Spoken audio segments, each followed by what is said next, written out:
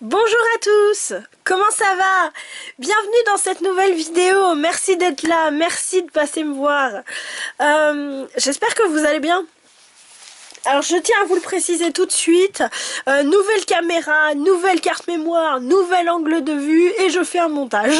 Voilà, donc j'espère que la qualité de la vidéo finale va être bonne, va être à la hauteur. Si jamais c'est pas le cas ou qu'il y a des bidouilles à faire et tout, dites-le moi en commentaire et j'essaierai en tout cas de faire le maximum pour que vous ayez un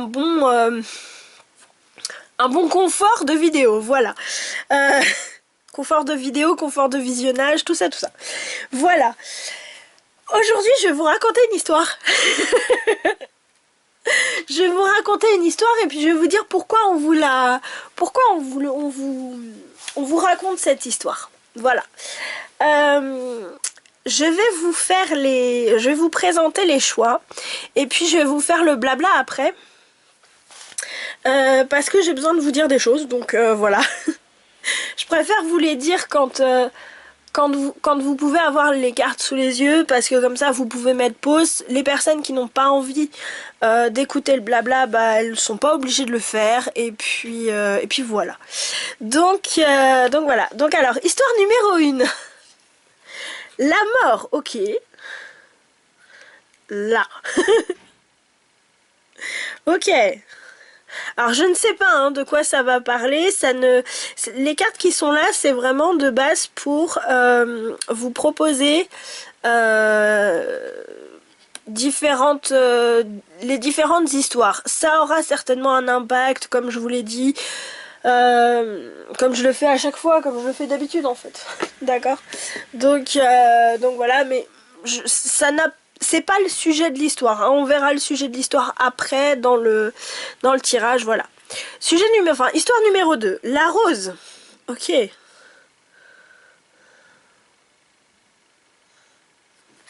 Ok. Et histoire numéro 3, l'eau. Waouh.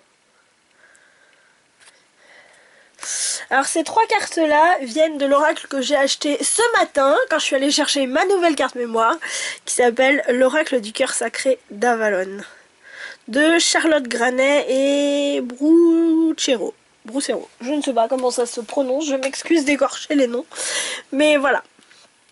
Donc je vous laisse faire votre choix. Je vais essayer de vous faire un petit zoom. Je vais essayer.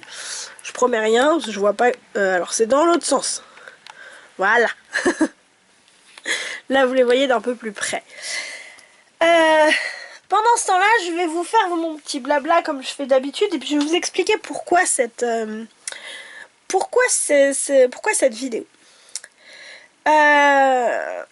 Déjà, gardez en tête que ce tirage est général et qu'il est là plutôt pour nous faire plaisir, pour qu'on passe un bon moment ensemble, pour se divertir, etc. D'accord? Je n'ai pas la vérité absolue. Je n'ai pas l'intention d'être maître du monde non plus, toujours pas, hein, j'ai autre chose à faire. Donc, prenez ce qui résonne pour vous et puis ce qui vous met dans des états pas possibles, ce qui vous fait flipper et tout, ne prenez pas et laissez tomber. Voilà.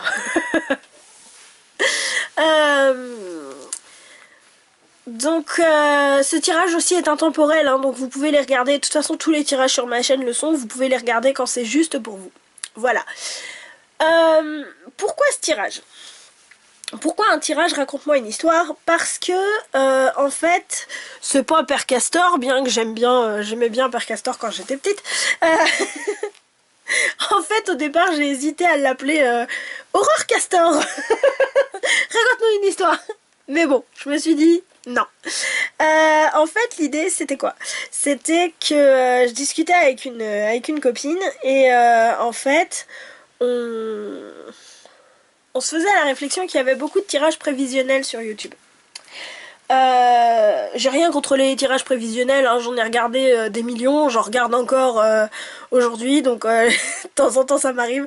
J'ai absolument rien contre les tirages prévisionnels du tout, mais c'est juste que moi j'ai pas l'envie d'en faire. Pourquoi? Parce que je me suis dit, mais au final, on nous raconte de très jolies histoires. Et j'ai dit, quitte à raconter une histoire, et bah autant raconter une histoire selon mes conditions. Donc voilà. C'est comme ça que c'est arrivé. Si vous voulez, voilà. Je me suis fait la réflexion que le prévisionnel c'était bien, mais en discutant, on s'est rendu compte toutes les deux que quand on regardait des tirages prévisionnels et qu'on les prenait vraiment au sérieux, même si ça reste des tirages généraux, etc., il y a des choses qui vous parlent, il y a des choses qui ne vous parlent pas, et vous faites du tri, et c'est ok. Mais même si effectivement on écoutait comme ça des tirages généraux, bah à un certain moment on se mettait dans cette énergie d'attente, dans le sens où c'est j'attends que ça arrive jusqu'à moi. Alors qu'en fait, il faudrait plutôt qu'on se mette dans cette énergie, qu'on reste en tout cas dans cette énergie de vie en fait, dans cette énergie active de vie, en disant bah ouais ok, peut-être que ça peut arriver, peut-être que ça peut ne pas arriver, bah tu sais quoi, c'est pas grave, moi je vis ma vie en fait, et je me fais du bien dans le fait de vivre ma vie. Si on vous dit ah bah tu vas rencontrer l'amour de ta vie pendant 3 jours, bah pendant 3 jours vous allez être là genre il va être où l'amour de ma vie, il est où l'amour de ma vie, ah c'est qui l'amour de ma vie, ah voilà. Mais en fait votre énergie là elle est en mode attente, puisque vous attendez que l'amour de votre vie arrive, puisqu'on vous a dit qu'il allait arriver. Vous voyez l'idée? Et donc du coup j'ai dit bah écoute, puisque quitte à raconter une histoire, autant raconter une histoire à mes conditions, et puis voilà. Donc voilà. Donc si vous voulez, je ne dis pas que les personnes qui font du prévisionnel c'est pas bien ou quoi que ce soit, ou les personnes qui en regardent c'est pas bien. Non, vraiment, faites ce qui vous rend heureux. Faites. Moi personnellement, encore aujourd'hui, j'en regarde. Mais j'en regarde, je les regarde plus de la même façon. Je les regarde autrement. Je les regarde comme bah ouais, c'est une jolie histoire qu'on me raconte. Ok, c'est cool. C'est pas ça qui va changer ma vie, et c'est pas ça qui va, voilà. Si je trouve quelque chose à prendre dedans, bah je prends, et puis sinon j'aurais passé au moins un bon moment en regardant des cartes, pardon pour la caméra, en regardant des cartes qui peuvent me plaire, en découvrant des gens, en passant un moment même virtuel mais avec quelqu'un. Attendez, je change l'angle. Voilà. mais je le prends plus de la même manière. Voilà. Donc chacun fait comme il veut. Dans tous les tirages, quels qu'ils soient, que ce soit les miens, que ce soit ceux des autres, etc., prenez ce que vous avez à prendre et laissez le reste. Ok? C'est hyper important pour vous. D'accord? Donc voilà. Quand je dis vraiment faites du tri dans les informations, c'est ça, prenez ce que vous avez à prendre, que ce soit le moment de divertissement, on passe un bon moment, que ce soit le tiens, je découvre des nouveaux jeux de cartes et oh qu'est-ce que c'est joli, ou que ce soit tiens cette question je me l'étais jamais posée, ou alors que ce soit un, ah bah merci Aurore, Aurore ou quelqu'un d'autre, on s'en fout, hein. Je me posais une question depuis 3 jours, et bah là tu viens de m'apporter un élément de réponse, c'est cool, merci. Voilà. Et c'est chouette. Donc voilà. Est-ce que j'ai autre chose à vous dire à propos de tout ça? Non, je crois pas. Si, je rajouterais une seule chose que j'ai envie de partager avec vous aussi.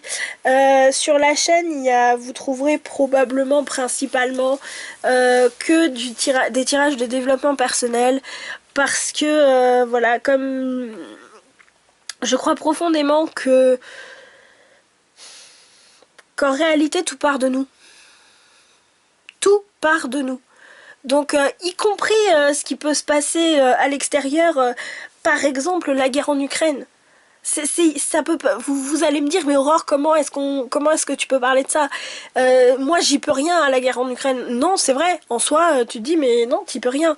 Mais pour moi, quand j'y repense un tout petit peu, je me dis c'est la manifestation physique de tous les conflits familiaux qui ont pu exister en fait, parce que qui ont eu peut-être une certaine apogée, en tout cas une certaine visibilité pendant la période du Covid et de la vaccination en fait. Bien, pas bien, c'est pas mon propos aujourd'hui, et encore une fois, chacun fait ce qu'il veut, d'accord?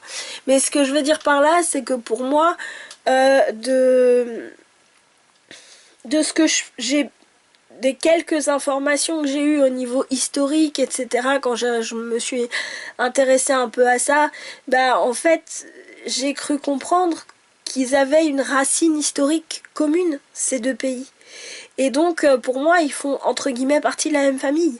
Ça veut dire quoi? C'est que c'est la manifestation de ces conflits familiaux qu'on peut avoir autour de nous. Apaisons, globalement, chacun dans sa propre famille, les conflits familiaux qu'il peut y avoir, et d'une façon ou d'une autre, ça s'appelle la résonance, la loi d'attraction, la vibration de l'univers, vous appelez ça comme vous voulez. En fait, tout ça, ça va finir par se poser. D'une façon ou d'une autre, parce que l'univers va faire que... Alors vous allez me dire, ouais mais moi tout seul je peux rien faire. Non c'est vrai, toi tout seul tu peux rien faire. Toi tout seul dans ton coin qui regarde la vidéo tu peux rien faire.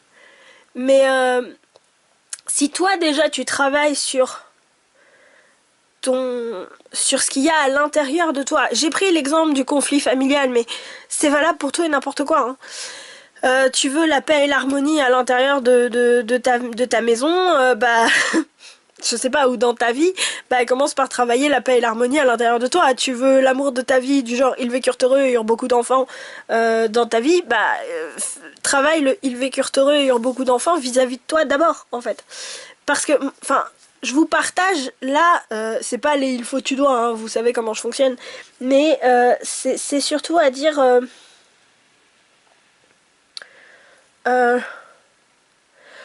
tout part de nous. Et l'expérience qu'on fait, qu'on vit dans la matière, résonne d'une façon ou d'une autre avec la nôtre, en fait. C'est juste ça. Donc, on peut se dire, ouais, mais moi tout seul dans mon coin, si je fais un truc, ça marchera pas, ça servira à rien, et puis de toute façon, je suis tout seul, laisse tomber, voilà. Ouais, sauf que si c'est toi, plus moi, plus mes copines, plus mes potes, plus tes potes, plus machin, plus truc, plus bidule, plus Tartampion qui regarde la vidéo qui est à l'autre bout du monde, plus, bah on arrive tout de suite à beaucoup de gens. Hein. Comme je dis toujours, 1, plus 1, plus 1, plus 1, plus 1, ça commence à faire beaucoup. D'accord? Donc, ce que je dis, c'est faisons ce qui est possible à notre échelle individuelle. Que ce soit vous ou moi, la guerre en Ukraine, nous on ne l'arrêtera pas. on ne peut pas. D'accord? On n'a pas les moyens diplomatiques, financiers, matériels pour l'arrêter. C'est vrai. Pour autant,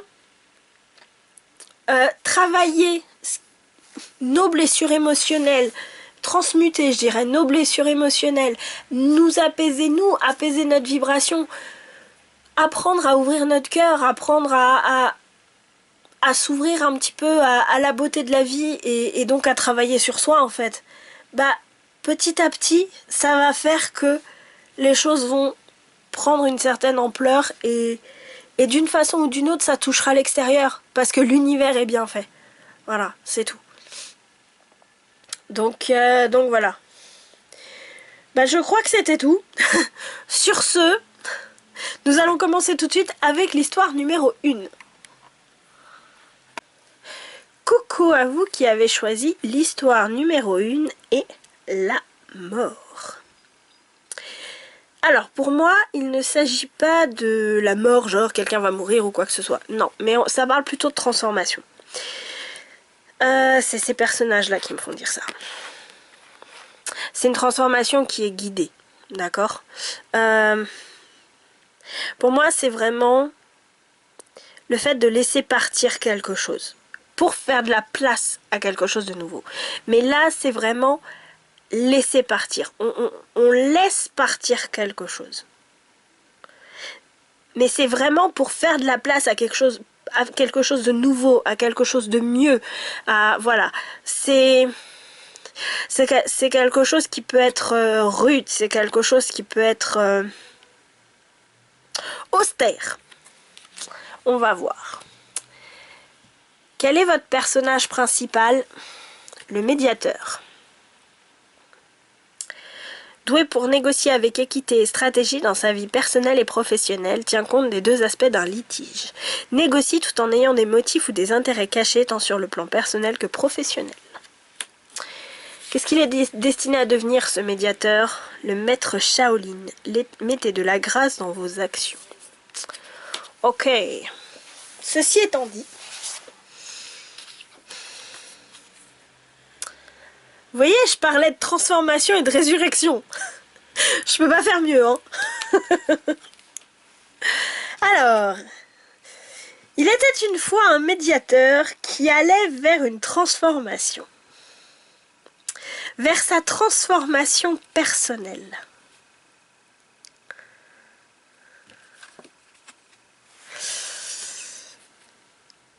C'était un médiateur qui était quand même relativement installé dans son travail. Parce qu'il savait le faire depuis très très longtemps. Il avait l'expérience, ce médiateur. Il avait la stratégie. Il savait comment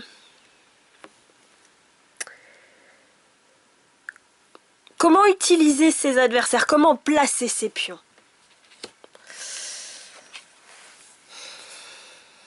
Ce médiateur voulait prendre soin. C'était son envie. Au tout début, c'était ça. Peut-être qu'il a eu des enfants, ce médiateur aussi. Mais j'ai l'impression que s'il a eu des enfants, ce médiateur, il a négligé ses enfants. Il était plus concentré sur sa stratégie que sur ses enfants. Et puis un jour, quelqu'un l'a eu. Un jour, quelqu'un lui a fait... quelqu'un lui a fait un coup de Trafalgar. Il l'a pas vu venir, hein.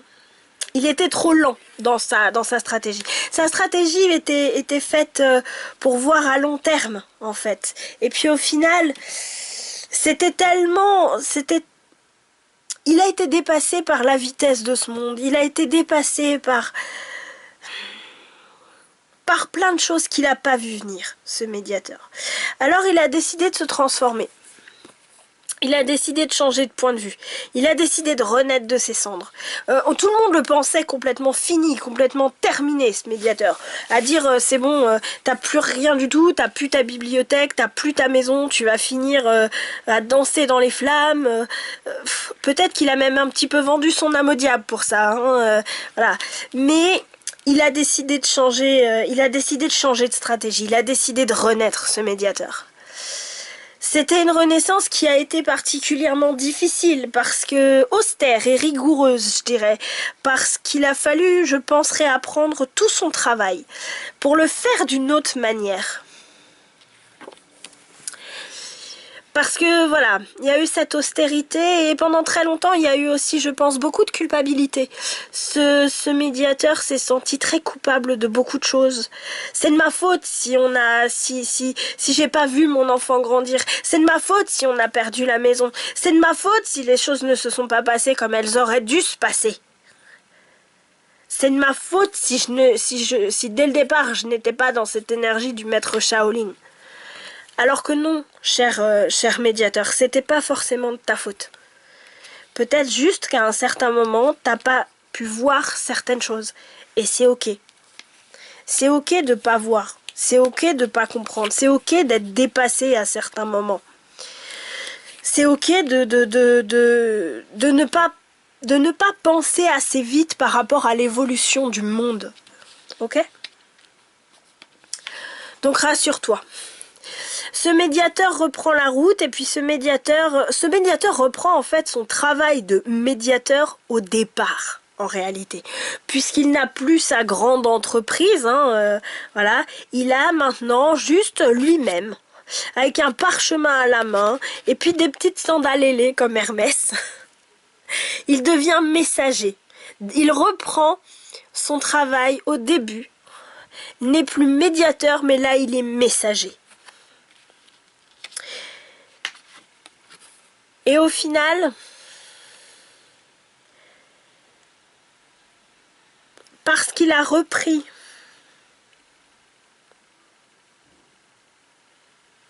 ce travail au départ, d'une façon ou d'une autre, il a décidé de laisser tomber. Ce médiateur a décidé de laisser tomber cet ancien lui qui était là et qui avait abandonné sa famille. Et parce qu'il a changé de comportement, parce qu'il a changé il a abandonné en fait, avec cette carte-là aussi, il a abandonné le faste peut-être de cette entreprise qui était là pour revenir dans quelque chose de beaucoup plus simple, de beaucoup plus humain aussi, puisqu'un messager, il est directement au contact des gens. Il est au contact de la route, il est au contact de la vie, il n'est plus enfermé dans son bureau. Du coup, parce qu'il a dit adieu à ce médiateur enfermé, il est venu retrouver ce qui était important pour lui, l'amour de sa famille. Parce que son métier de médiateur, il l'a fait avec beaucoup plus de grâce, d'amour, de discipline et d'humanité. Fin. Mais non, pas fin de la vidéo, il y a encore plein de cartes, rassurez-vous. Quelles sont du coup la morale, les morales de cette histoire? Pour être grand, il faut savoir être petit. Regarde comme la montagne paraît immense, pointue, insurmontable. Mais une fois à son sommet, on se sent plus grand que jamais. N'oublie pas que l'infiniment petit œuvre pour l'infiniment grand. Tout est détail quand on parle de ce qui est important. J'ai eu un problème de cadrage. Et ensuite, nous avons: si l'amour dans ce monde ne devait plus tenir qu'à un fil, alors il te faudrait devenir funambule. Danser l'amour tout en gardant l'équilibre. Sans oublier que sauver l'amour demande d'apprendre à s'aimer en préambule.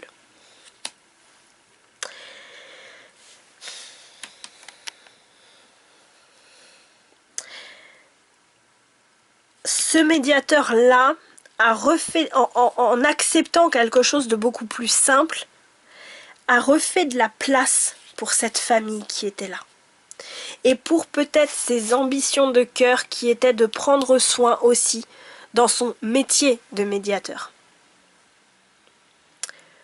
Voilà. Partez pas tout de suite. Je vous laisse le phénix, c'est trop beau. Alors, partez pas tout de suite, on n'a pas fini. Pourquoi cette histoire? Non, parce qu'à un moment donné, hein, pourquoi on vous raconte cette histoire? Pourquoi cette histoire aujourd'hui? Le contrôle. Je trouve ça merveilleux. L'aventure. La vacuité. Le conditionnement. Et la totalité. Ok. Ce dont ça me parle là, c'est qu'effectivement, pendant très longtemps, vous avez sans doute choisi de contrôler ce médiateur que vous êtes, d'une façon ou d'une autre. Hein. Vous avez sans doute choisi de contrôler, vous avez voulu contrôler votre vie, vous avez voulu contrôler des choses et maintenir un contrôle, si vous voulez. Quand vous regardez cette carte là, c'est ces deux mains ici là qui m'attrapent beaucoup. Hein. Il y a un maintien du contrôle, parce que vous vous êtes dit, tant que je contrôle, ces katas-là ne peuvent pas arriver. Sauf que si, elles arrivent. Et la leçon qu'on vous invite à découvrir peut-être, elle est quand même très austère. Elle se fait de façon, très austère, très rude. Faut que je me rassoie. Parce que, si vous voulez... Le contrôle qui est là, Le contrôle qui est exercé là va totalement à l'encontre de l'aventure qu'on vous propose de vivre. Vous avez choisi pendant des années de mettre fin à cette aventure qui est la vie par le contrôle. En fait, vous voyez, c'est comme si là, cette carte de la vacuité, c'était un mur noir et que l'aventure peut pas passer parce que vous contrôlez et pouf, c'est fermé. Vous ne passerez pas. Vous voyez, avec le Balrog, Gandalf et tout. Pourquoi? Parce qu'en fait, c'est un peu comme ça qu'on vous a appris les choses. Que ce soit l'expérience que la vie vous a donnée, que ce soit... comment on appelle ça? L'éducation dans laquelle on vous a invité, enfin dans laquelle la façon dont vous avez été élevé, etc., etc. Vous êtes parti vraiment sur du contrôle. Sauf que plus vous contrôlez, plus vous restez dans vos conditionnements, moins vous êtes ouvert à ça, à l'aventure de la vie et à la totalité de l'expérience de la vie. Parce que ce qu'il faut comprendre, c'est que la vie... Moi, je pars d'un principe, hein, encore une fois, les cartes vous invitent à quelque chose, et puis c'est toujours à vous de choisir ce que vous voulez ou ne voulez pas faire, d'accord ? Et je vous partage mon point de vue et mes expériences, à vous de faire du tri dans ce que je dis, ok ? Ne prenez que ce qui vous parle, encore une fois. Ce qu'il faut comprendre, c'est que moi, personnellement, je crois vraiment qu'on n'est pas sur Terre pour en chier. D'accord ? On est sur Terre pour vivre. On est sur Terre pour ressentir le fait qu'on a vécu. À la fin de... Enfin, je suis désolée, mais quand on change de plan, hein, honnêtement... On va pas emmener notre compte en banque, on va pas emmener notre maison, nos 3 voitures et notre chèvre. Non, ce qu'on va emmener, c'est à quel point dans notre cœur on s'est senti vivant. On peut avoir fait 50 millions d'expériences parce qu'on a fait les scouts, parce qu'on a fait des colonies de vacances, parce qu'on a fait des trucs de vacances pour adultes, parce qu'on a fait. Mais en fait, ce faire ne nous nourrit pas. C'est pas parce qu'on fait 50 milliards de trucs qu'on se sent vivant. On peut se sentir profondément vivant juste en regardant une cascade. D'accord ? Et même si la cascade, elle fait 5 cm, on s'en fout. Ok ? Vous savez, il y a toutes petites cascades là dans les lacs, dans les parcs, oui, bien sûr, dans les parcs, dans les trucs comme ça. On peut se sentir profondément vivant en regardant une cascade. Comme on peut se sentir profondément vivant en roulant à 130 km/h sur l'autoroute. Moi, j'en sais rien. D'accord ? Mais ce que je veux dire par là, c'est pas parce que vous faites et que vous accumulez les fers que forcément vous allez vous ressentir vivant. Et donc ressentir la totalité de ce que l'expérience de vie a à proposer. Vous voyez l'idée ? Il y a ce côté... comment je peux dire ? Ouais, si, à quel point vous vous ouvrez à l'expérience de vie, en fait.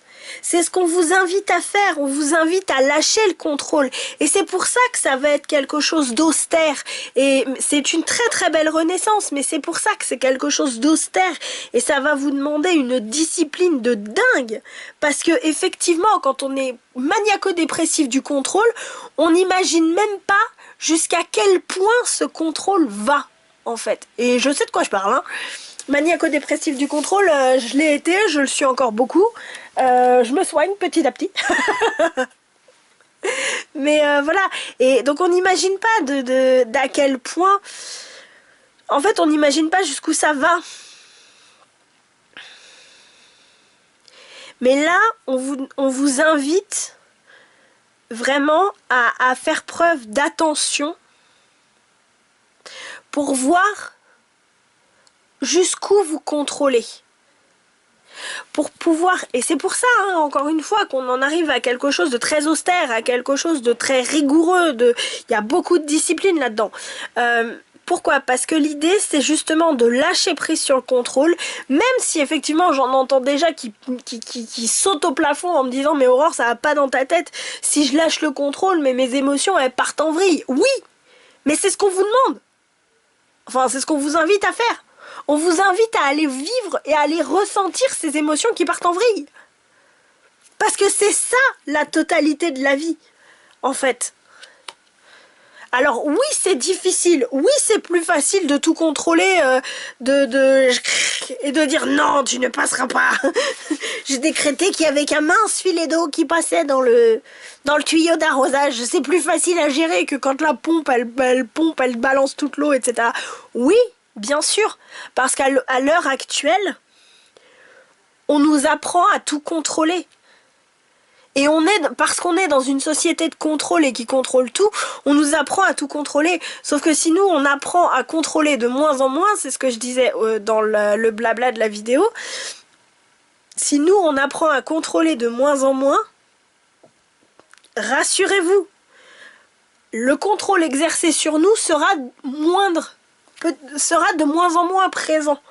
En fait, donc voilà. Mais d'abord, il faut que nous, à titre personnel, on apprenne à lâcher du lest. Alors, faites attention toujours dans la façon dont vous mettez les choses en place et en pratique. On vous demande pas de ne plus rien contrôler, de lâcher les freins, de couper les freins de la voiture et de partir à 300 km/h. Non, c'est pas ça qu'on vous dit. C'est que là, je veux dire, on a un maître Shaolin, là je parlais des moines, je veux dire, on devient pas moine comme ça en se levant un matin en disant tiens j'ai rien à faire, on devient pas maître Shaolin en 15 jours, ok? C'est un processus, mais le processus qu'on vous invite à enclencher ou à continuer, on va dire ça comme ça, parce que j'arrive pas à trouver la suite.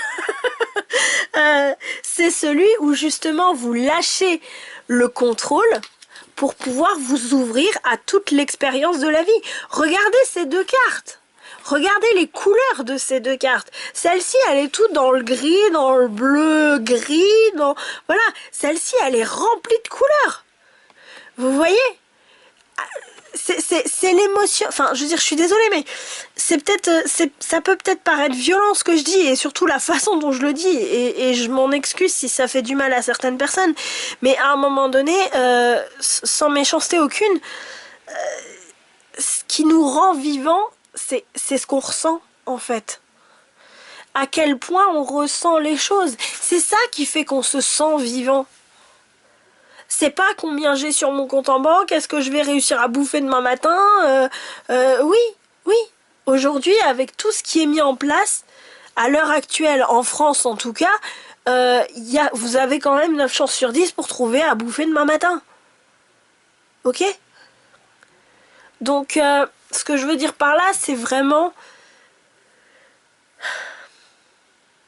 ce qu'on vous invite à faire. C'est d'enclencher ce processus qui va très certainement être long, hein.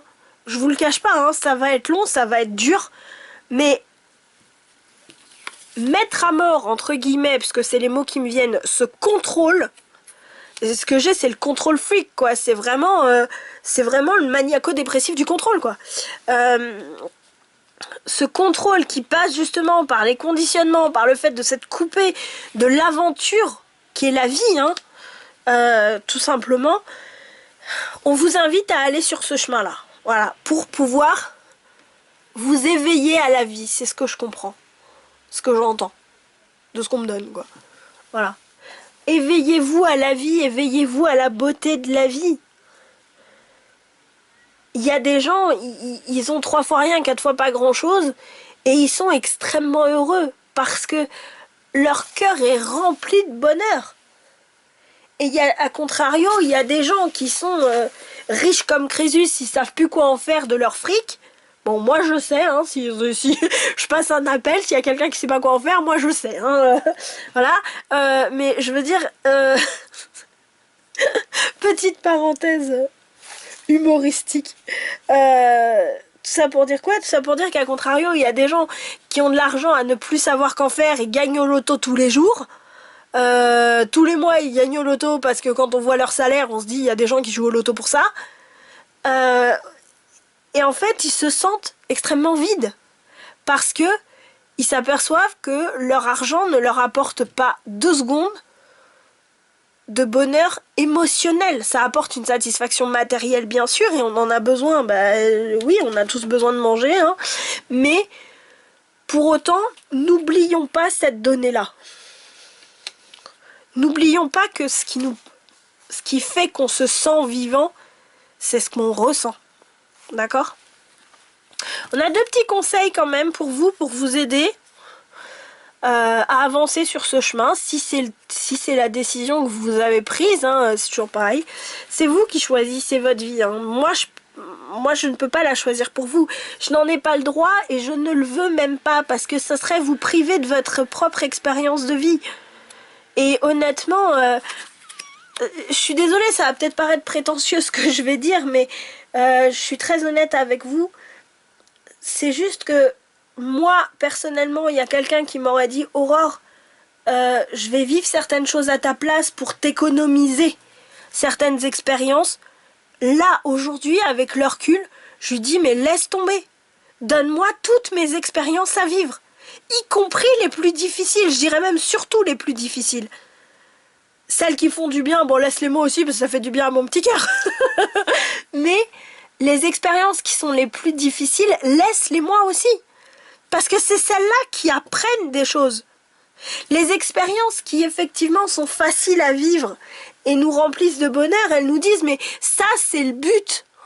Le but, c'est de ressentir ce genre de choses le plus souvent possible. Mais c'est par des expériences difficiles et douloureuses qu'on apprend à aller vers ces expériences positives, entre guillemets, de plus en plus nombreuses. Qu'on veut qu'elles soient de plus en plus nombreuses, qu'on veut qu'elles soient là, Voilà. Vous voyez l'idée de ce que je veux dire ? Donc je ne suis désolée, je ne peux pas vivre ça à votre place et puis je ne le veux même pas parce que ça serait vous priver aussi de la totalité de la vie. En contrôlant et en contrôlant beaucoup, vous empêchez on va dire les plus mauvaises choses d'arriver, mais vous empêchez aussi les meilleures. Parce que quand on contrôle d'un côté, on contrôle de l'autre aussi. Voilà. Bon, alors, les petits conseils. L'esprit du Wumba. Sentez-vous à l'aise. Ok. Et gris tourterelle. Si je vous montre la carte, c'est mieux. Comme ça. Gris tourterelle, je m'enveloppe de silence et de paix. Là, si vous voulez, ce qu'on vous dit, c'est simple. C'est allez-y pas à pas. Parce que mettre fin à ce côté maniaco-dépressif du contrôle, c'est déjà extrêmement compliqué à faire en soi. Donc, allez-y pas à pas, allez-y doucement, un pas après l'autre, d'accord ? Il y a des choses qui ne peuvent arriver que dans le silence, dans la paix. Mais c'est une paix qui s'acquiert non pas par le contrôle, mais c'est une paix qui s'acquiert par le repos, c'est ce qui me vient. Je vous prends un exemple. Je vais vous partager des expériences que j'ai faites. Au tout début, quand j'ai commencé la méditation, je visualisais une bulle autour de moi, une bulle de silence, qui tenait un peu comme un dôme, comme ça, voilà, puisque c'était au moment de la série sur M6, Dôme ou je sais pas quoi, enfin bref. Du coup, j'avais pris cette image, pouf, j'imaginais, je visualisais un dôme autour de moi qui bloquait toutes les pensées, qui bloquait tout ça. Et si vous voulez, au départ c'était super pratique, j'étais contente, je me disais ah ça va, c'est pas trop compliqué de méditer et tout, voilà, parce que bon ça m'a pris un peu de temps avant de trouver la combine, mais pas si longtemps que ça. Et je méditais, machin, nan, donc alors c'était le silence, hein. Sauf que tout ce qu'il y avait à l'extérieur de ce dôme, je le sentais. Et je sentais que ça s'accumulait, ça s'accumulait, ça s'accumulait, ça s'accumulait, ça s'accumulait. Et dès que j'enlevais ce dôme, j'étais attaquée par ça. Aujourd'hui, quand je médite, je dis bah ok, je mets plus ce dôme. Et je laisse passer. Et si effectivement, il y a 50 pensées à la seconde qui arrivent, 70 pensées à la seconde, je crois qu'on a plus de 60 millions de pensées par jour, hein, donc voilà, il y a 50 millions de pensées par jour, par moment, qui arrivent en une seconde, etc. Bah je les regarde en fait, je les regarde passer, et je dis bah c'est ok, et je me détends. Et je me sens plus crispée, en force, parce que il faut maintenir le dôme, tu vois. Parce que sinon c'est pas le silence. Donc il faut maintenir le dôme autour, tu vois. Non, là aujourd'hui je me détends et je me dis bah il se passe ce qui se passe. Et puis bah si c'est le silence tant mieux. Et puis si ça veut passer, et bah c'est tant mieux aussi, c'est juste aussi. Voilà. Donc c'est cool.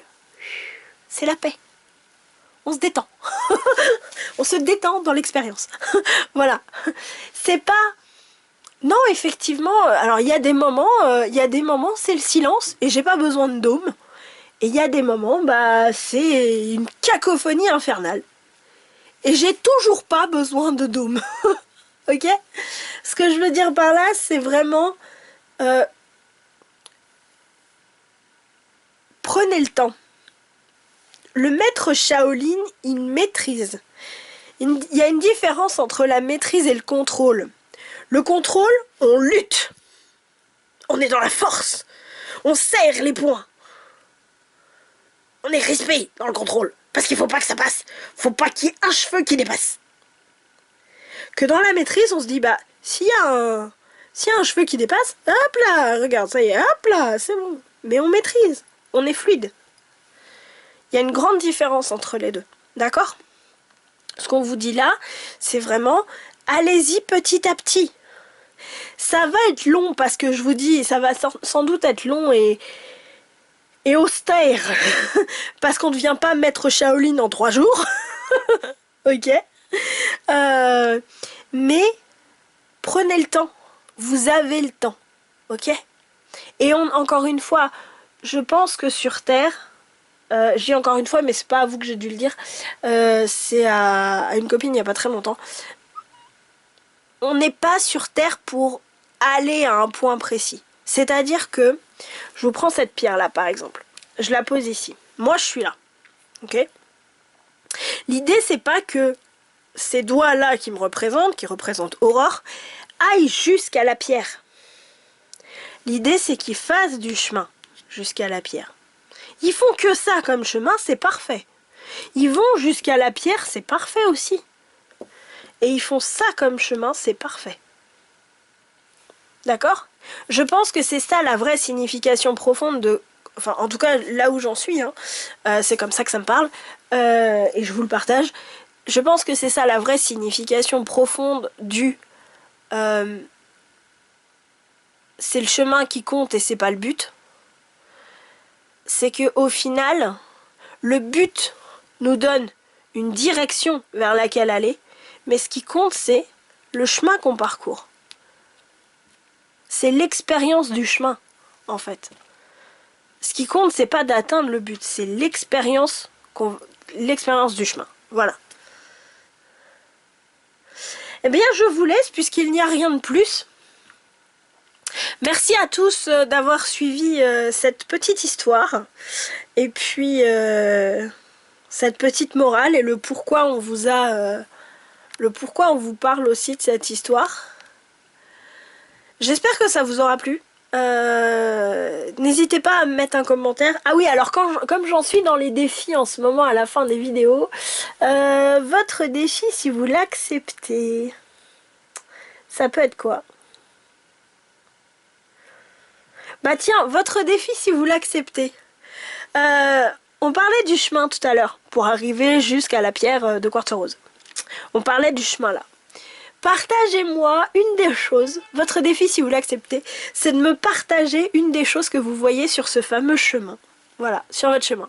Ça peut être une fleur, ça peut être un arbre, ça peut être... Vous voyez ce que j'imagine, c'est... La forme que ça prend, c'est la route de briques jaunes, par exemple, dans Le Magicien d'Oz. Sur la route de briques jaunes, elle trouve des fleurs, elle trouve des arbres, elle trouve... voilà. Et ben... Quel est vous, sur votre chemin, à quoi elle ressemble votre route de briques jaunes, en fait? Voilà.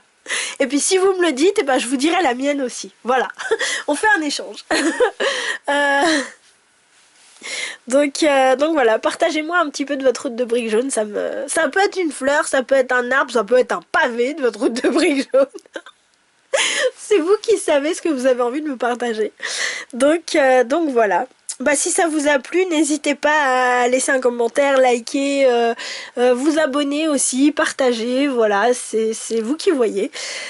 J'espère que cette vidéo vous aura plu. Je vous fais un très gros bisou et je vous dis à bientôt. Ciao ciao. Coucou à vous qui avez choisi l'histoire numéro 2 et l'histoire représentée par la carte de la rose. La rose, c'est l'amour. Hein, souvent, on offre des bouquets de roses, des roses rouges, etc. Là, moi, ce qui me vient avec la rose, c'est l'histoire de la Belle et la Bête. C'est parce que Belle a demandé une rose à son père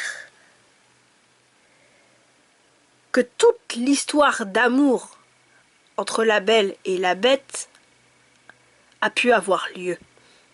C'est ça qui me vient avec cette carte de la rose. C'est pas forcément l'amour au sens strict tout de suite, mais c'est ce qui amène à l'amour. Voilà. Là tout de suite comme ça, c'est comme ça que ça me parle.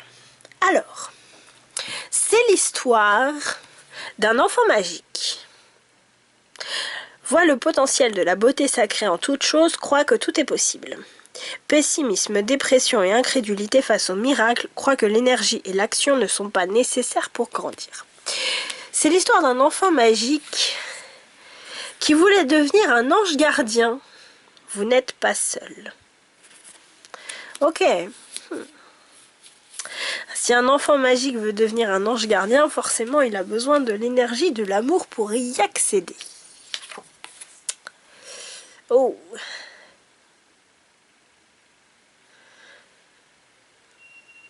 J'ai l'impression que cette rose l'emmène sur un chemin périlleux. Alors, il était une fois un enfant magique qui était un guerrier dans l'âme. C'était un enfant magique qui était déjà adulte, qu'on se le dise. C'était un adulte accompli, c'était un guerrier accompli, il avait déjà des exploits, il avait le cœur vaillant, vous voyez. Il avait le cœur vaillant, il avait cette part de magie en lui, et il voulait à tout prix protéger. Il était là pour protéger et défendre. Il n'est pas là pour faire la guerre. Il s'habille en blanc, d'accord ? Mais un jour, il s'est retrouvé, cet enfant, ce chevalier magique, on va l'appeler comme ça. Ce chevalier magique s'est retrouvé à pleurer la mort d'une femme. J'ai l'impression qu'il s'est retrouvé à pleurer la mort de sa mère, ce chevalier magique. Ça a été un moment très difficile pour lui. Très difficile parce qu'il a mis du temps à... C'est sa mère, c'est une personne proche, c'est une personne qui avait peut-être ce statut de mère. Et du coup, ça a potentiellement remis en question cette part magique, en fait. Parce qu'il s'est dit, je veux prendre soin de tout le monde, je veux prendre soin d'une ville à l'autre bout du pays, mais je suis même pas capable de prendre soin de ma mère, alors qu'elle est à la maison. Donc du coup, ça l'a profondément blessé. Il a continué à avancer, cet enfant magique, parce qu'en tant que chevalier, il avait pas trop le choix. Mais j'ai l'impression que... Bon, il n'y a pas mis plus d'enthousiasme que ça, ce pauvre enfant magique, ce chevalier magique. Parce qu'il était blessé, parce que c'était difficile, parce qu'il était triste. Il n'avait pas envie de continuer, mais il s'est dit, bon, je sais pas trop quoi faire aujourd'hui, allez, on y va. Ça a été un parcours difficile, c'est un parcours qui est périlleux, parce que mine de rien, continuer sans cette femme adorée, c'est pas, ça peut être un homme, mais à énergie féminine en tout cas, continuer sans cette femme adorée, c'est très compliqué. Ça a duré, ça a pris pas mal de temps quand même. Hein. Est-ce que c'est un processus de deuil? Je suis pas sûre, mais c'est un processus de survie en tout cas. Et cette survie a été longue et difficile, je dirais. Et puis un jour, il a rencontré ce petit personnage qui était là en train de faire la fête, alors qu'il grimpait son rocher sur sa montagne là. Il a rencontré ce petit personnage qui était en train de faire la fête, qui était complètement barré, et qui lui a rappelé un petit peu cette part insouciante de qui il était. Qui lui a rappelé à quel point il jouait le rôle en fait de ce fameux guerrier.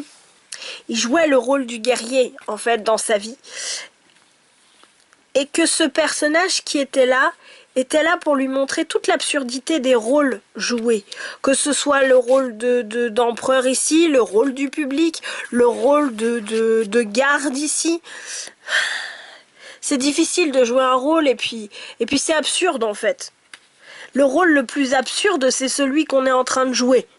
C'est pas celui de l'autre, c'est celui qu'on est en train de jouer pour se duper soi-même. C'est ce que j'entends. Alors finalement, cet homme a vu qu'il avait peur. Il a vu que derrière ses rôles, à monter son rocher sur la montagne, en fait, la seule chose qu'il était en train de faire, c'est qu'il était en train d'essayer de se cacher. Il était en train d'essayer de se cacher de ce soleil qui se lève sur sa vie. Et puis finalement, au lieu de se cacher dans les bois, et de rester caché dans les bois, il s'est dit, je vais essayer. Je vais essayer de marcher au soleil.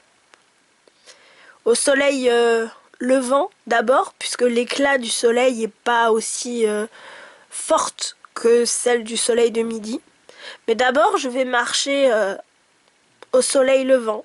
Et puis si je suis pas mort au soleil levant, pourquoi ne pas marcher au soleil de 10h et puis au soleil de midi? Et remarcher dans la lumière petit à petit. Fin.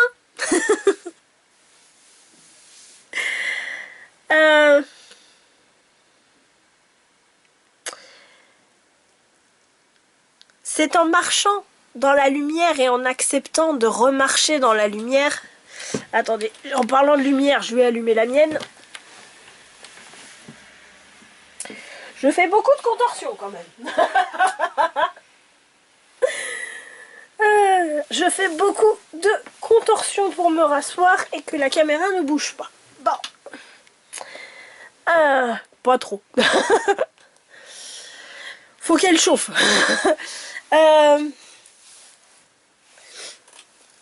C'est en marchant dans la lumière, en se remettant dans ce type de lumière, mais en étant passé par ces épreuves-là, et donc qui ont changé ce cavalier magique, que cet enfant magique va pouvoir réaccompagner à nouveau d'autres personnes, en fait. Quelle est la morale de l'histoire?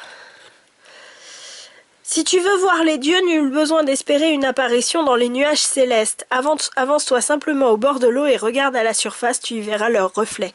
Le divin est en toi.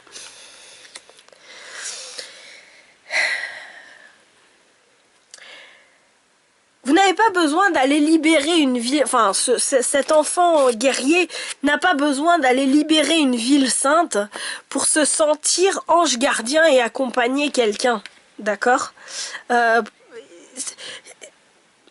C'est pas la peine de vous dire je vais libérer enfin, ça sert à rien de vous prendre pour un templier, un croisé, ce que vous voulez, pour aider les gens. Vous pouvez aider les gens juste en leur souriant dans le métro. D'accord? C'est possible. C'est là où je veux en venir. C'est possible de faire ça.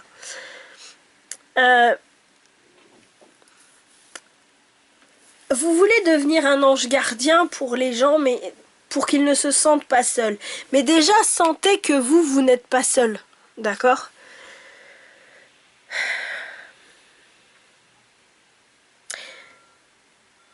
Et respectez, je dis vous, mais je sais pas pourquoi ça sort comme ça. Hein. Respectez ce moment de deuil, ce temps de deuil, et ce temps aussi de remise en question à travers ce comédien qui est là. Respectez aussi ce temps de remise en question, et respectez aussi votre nouvelle fragilité, et toutes les peurs qu'elle peut impliquer. Voilà. Alors, je vais pas vous laisser comme ça. Pourquoi est-ce qu'on vous parle de ça aujourd'hui? Alors, vous avez eu 7 cartes. J'en ai demandé 5, vous en avez eu 7. Alors, pourquoi ce message aujourd'hui? La patience. Tout est une question de cycle. Ok? Tout est cyclique et tout a un temps donné.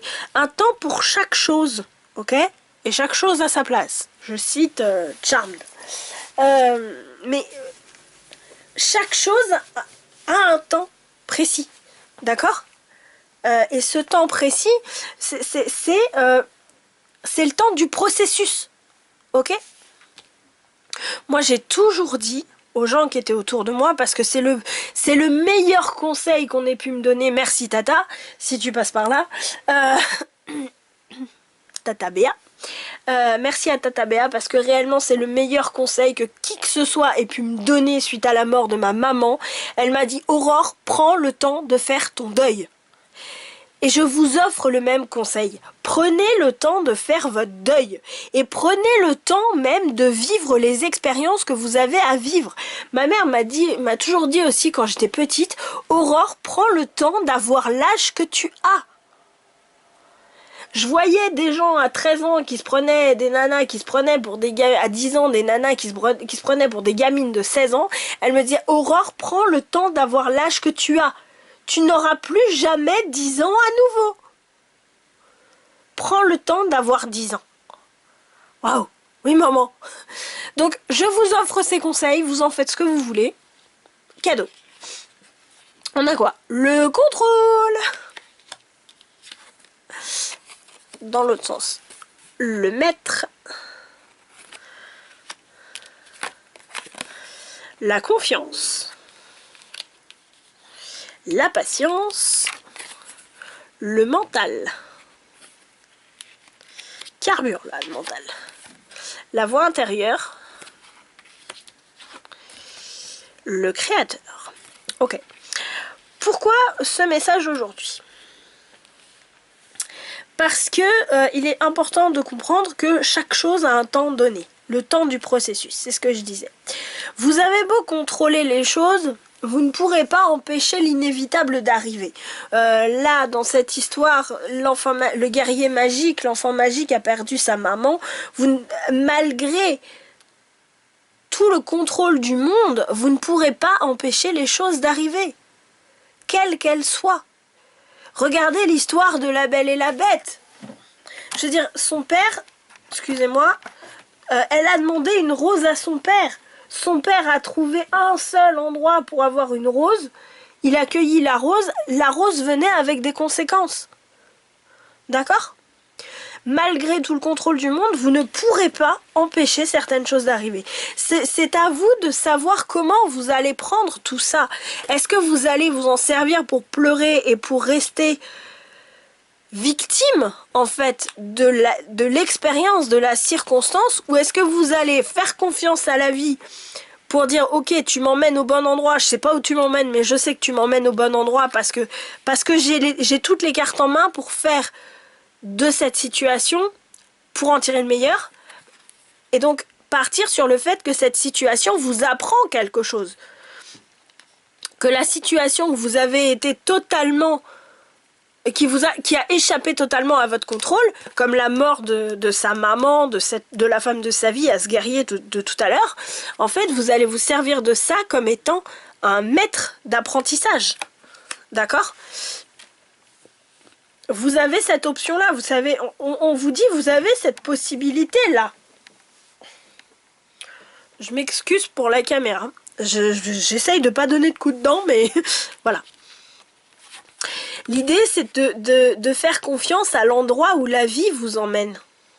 Parce que même si vous ne voyez pas tout de suite, une fois que le temps du processus s'est écoulé et que le processus est terminé, en fait, vous allez aller au bon endroit. Ok ? Le truc, c'est qu'il ne faut pas suranalyser, repenser, dépenser, penser. Oui, mais tu comprends, non, mais tu comprends pas. Oui, mais et si, non, mais et ça. Il va falloir que je rebouge ma lumière. C'est normal. Donc voilà, écoutez votre petite voix intérieure. N'écoutez pas votre mental, mais écoutez plutôt votre petite voix intérieure qui vous emmène au bon endroit pour que vous soyez le créateur de votre vie. Que en fait, de quelqu'un qui contrôle en mode je veux pas que ça bouge, je veux pas que ça m'échappe, il y a un cheveu de travers, attention, on va couper le cheveu. Non, en fait le créateur va voir effectivement ce cheveu et va faire quelque chose, va créer à partir de ce cheveu qui dépasse. Ou en tout cas va l'intégrer dans sa création, de sorte à ce que même ce cheveu qui dépasse, qui rendait le maniaco-dépressif du contrôle complètement dingue, le créateur va intégrer ce cheveu qui dépasse et va sublimer quelque part cette création en elle-même. Voilà. Si vous voulez, c'est ça. C'est le mental, vous savez, c'est un processeur, c'est un ordinateur. On invente les intelligences artificielles aujourd'hui, très bien, j'ai pas à dire c'est bien ou c'est pas bien. Moi, personnellement, si vous voulez mon avis, une intelligence artificielle, ça peut être quand même assez dangereuse. Hein. Je pense que tout le monde a vu Matrix. De là à ce que les ordinateurs prennent le contrôle du monde, il n'y a pas des masses. Bref. C'était comme les Furbies, je crois. Justement, il y a un truc qui disait que ils ont, grâce à l'intelligence artificielle, ils ont donné une voix, je crois, aux Furbies. Et vous savez, les espèces de boules de poils, là, quand on était des années 2000, je crois, quelque chose comme ça, quand on était gamin et tout. Et l'intelligence artificielle avait demandé aux Furbies qu'est-ce qu'ils veulent, etc. Les Furbies voulaient conquérir le monde. Ils nous la jouaient Minus et Cortex. Pourquoi pas? Toujours est-il que, en fait, si vous voulez, là, ce qu'on vous dit, c'est le mental, c'est un processeur. Se servir de son mental. Le mental, c'est un ordinateur. Il est pas là pour nous dire qu'est-ce qu'on doit créer. Il est là pour nous dire comment on peut le créer.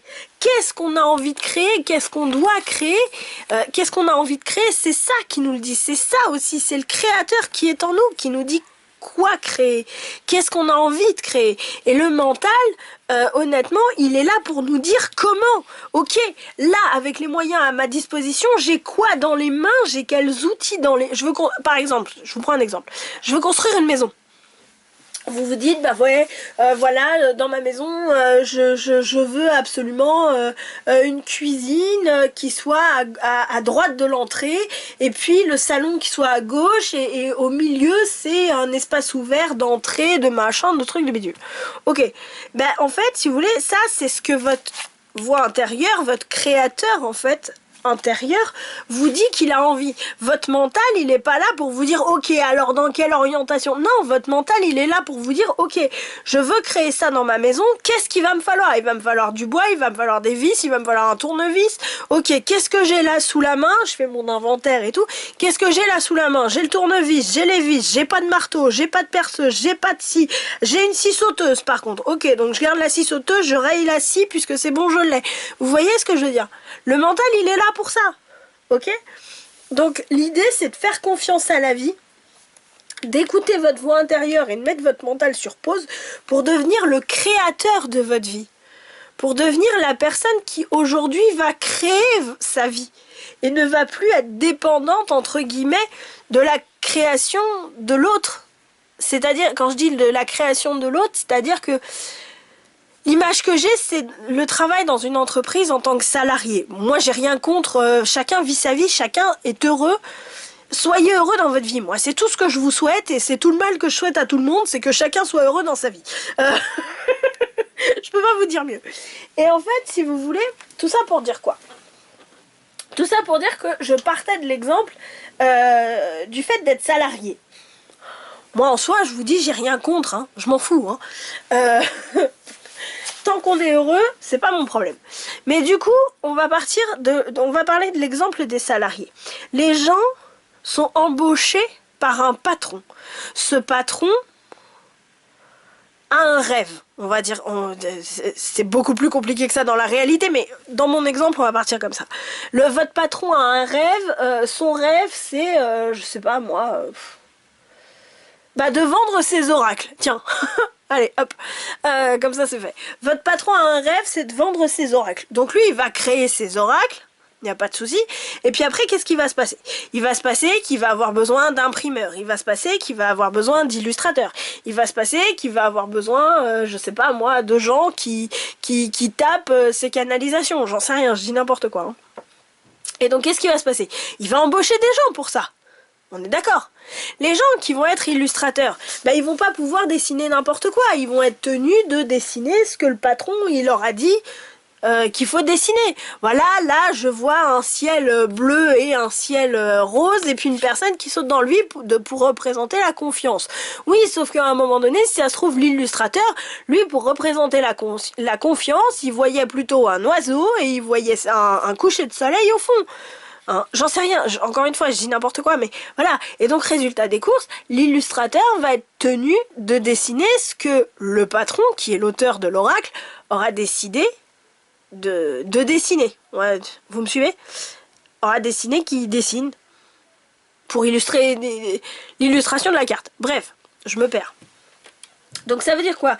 Ça veut dire que l'illustrateur va mettre au service du patron toute sa créativité. Et lui, en tant qu'illustrateur, c'est quoi son rêve d'illustrateur? En fait, si ça se trouve, son rêve d'illustrateur, c'était de dessiner, lui, son propre oracle. Vous voyez l'idée? Ou d'être peintre, ou voilà, j'en sais rien moi, d'être exposé dans je ne sais quelle galerie, etc. Mais il s'est dit, ah ben non, je vais effectivement... là, ici, je peux gagner de l'argent, donc bon, on y va, voilà.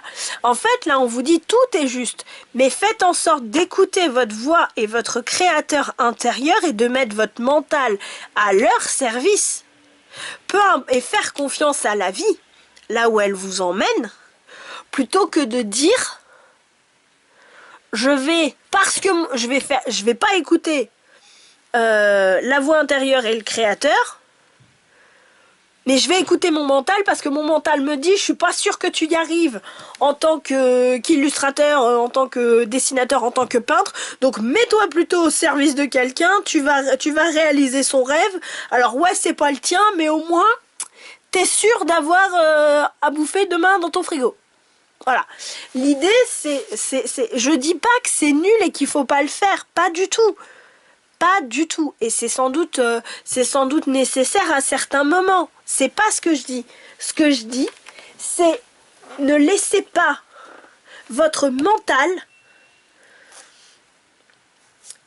expulser votre voix et votre créateur intérieur, parce que l'idée c'est que vous puissiez réaliser vos propres rêves, ok?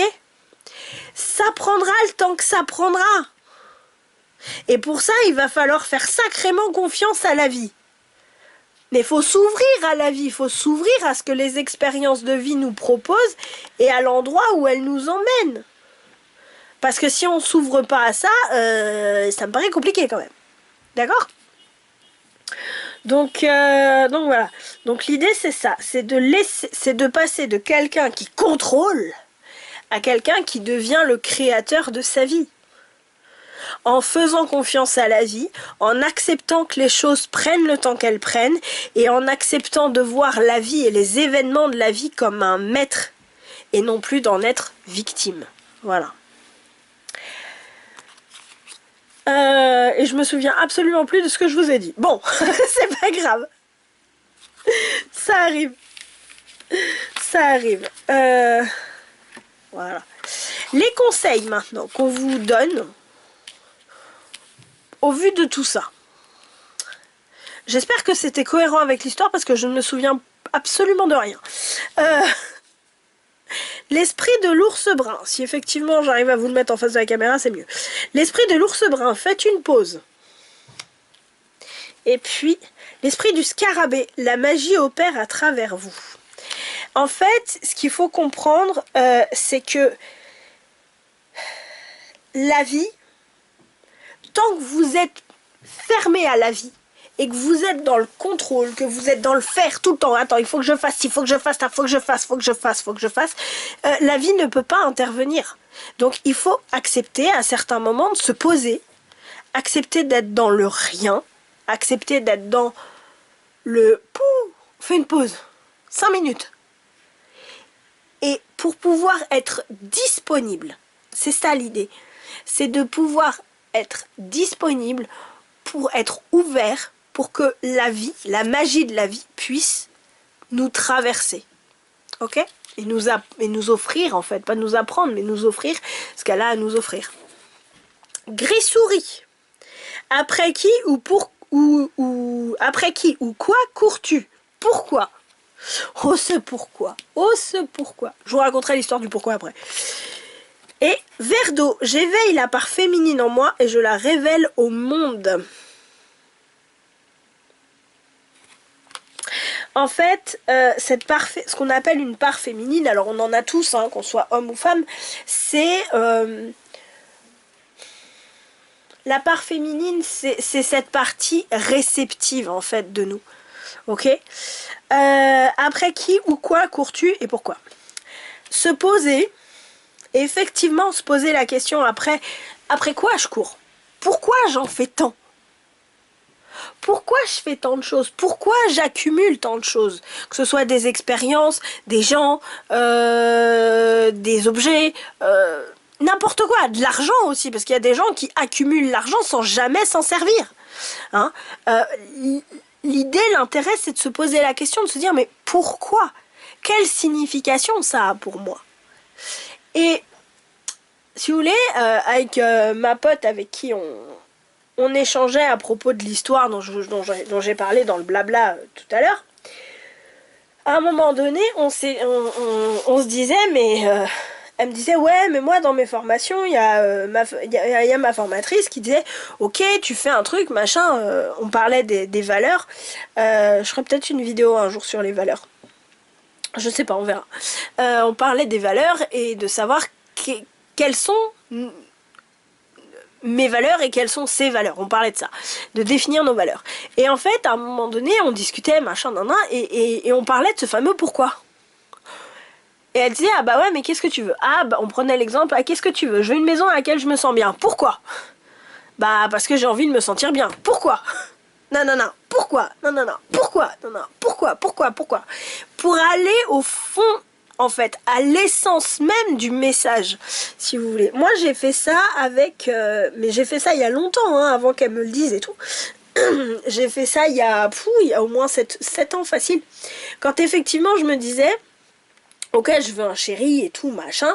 Qu'est-ce que je veux? Et alors là, j'ai commencé à faire une liste. Vous savez, les fameuses listes qu'on fait où il y en a...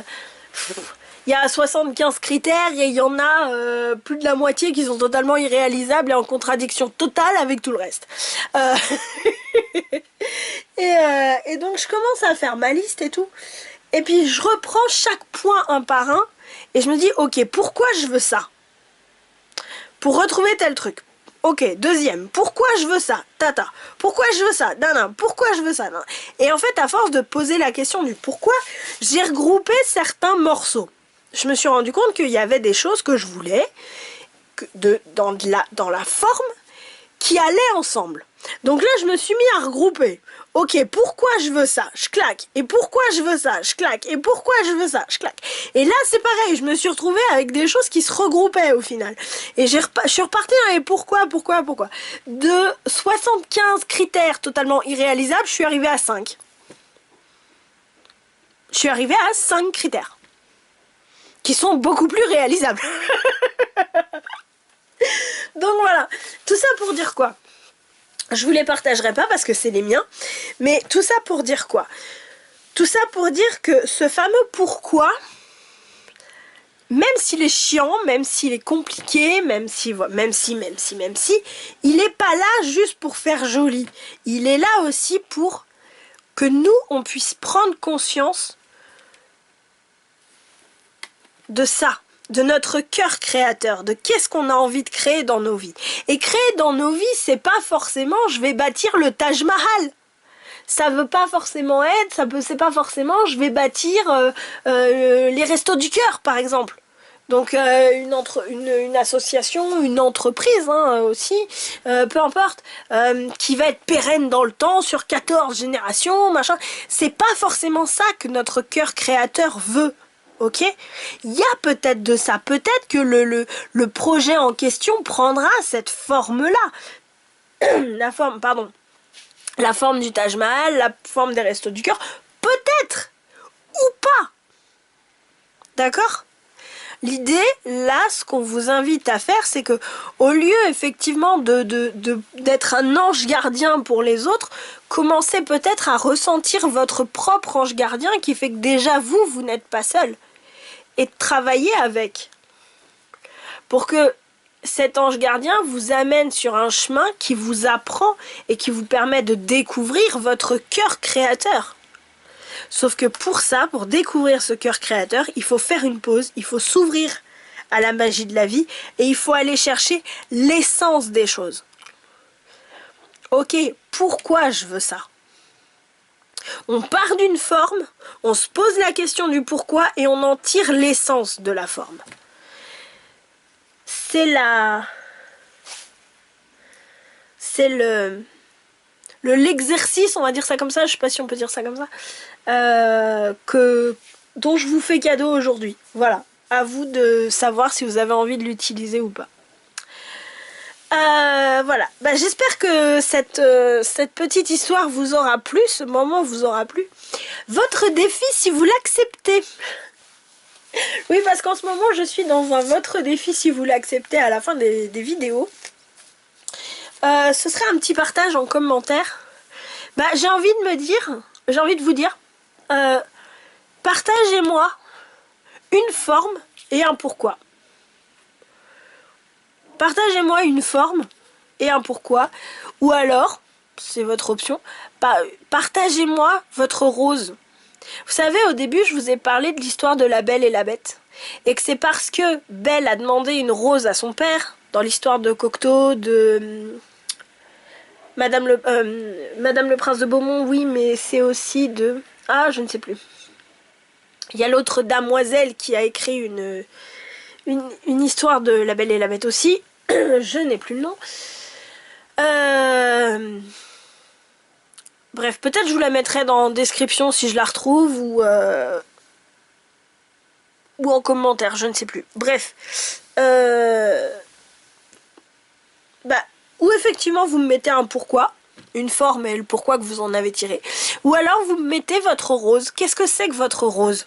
Cette chose que vous avez demandé, qui vous paraissait totalement insignifiante et qui vous paraissait pas chère du tout, et qui au final vous a offert certes une série d'épreuves, une série de douleurs, mais surtout un cadeau extraordinaire, puisque à la fin de l'histoire, la Belle, elle finit quand même par se marier avec l'amour de sa vie. Et par être princesse d'un royaume quand même. Hein? Donc voilà, c'est votre défi si vous l'acceptez. Si ça vous a plu, écoutez, n'hésitez pas à liker, à partager, à vous abonner, ça me fera très plaisir. Et puis à commenter, dites-moi si vous êtes... Et en fait, on parlait du pourquoi. Franchement, si vous avez envie de me le partager, moi je suis très ouverte à tout, il n'y a pas de souci. Mais franchement, je serais très curieuse de connaître votre rose. Voilà. Et bah sur ce, je vous fais plein de gros bisous. Je vous dis merci beaucoup d'avoir joué et je vous dis à très bientôt. Ciao, ciao. Coucou à vous qui avez choisi l'histoire numéro 3. L'histoire qui parle de l'eau. De l'eau ou d'un voyage sur l'eau. Alors, on va voir ça. On va voir ça. C'est l'histoire d'un libérateur. Vous libère et libère les autres des vieilles croyances tenaces et des schémas de pensée négatifs, impose sa propre tyrannie sur ceux qu'il prétend libérer, ignore les contraintes légitimes. Un libérateur qui est aussi poète, exprime les intuitions de l'âme en langage symbolique, utilise ses dons lyriques de manière négative ou destructive. Destructive, ouais. Ok, c'est un libérateur mais qui est poète. C'est un libérateur qui prend la forme d'un poète. Ok.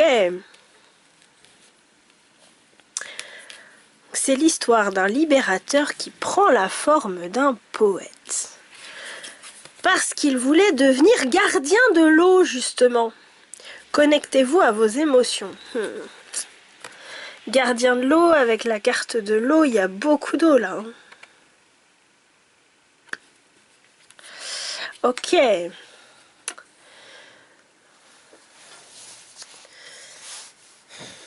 On va voir, mais là tout de suite, je dirais que c'est un poète qui en a un petit peu marre de la terre ferme. Vous savez l'image que j'ai, et pendant que je tirais les cartes, c'est exactement ce qui est arrivé. L'image que j'avais, c'est la petite sirène. Pourtant de base, je suis loin d'être fan de cette histoire, hein, de ce Disney, mais l'image que j'avais, c'était la petite sirène de Disney. Alors, qu'est-ce qu'on a?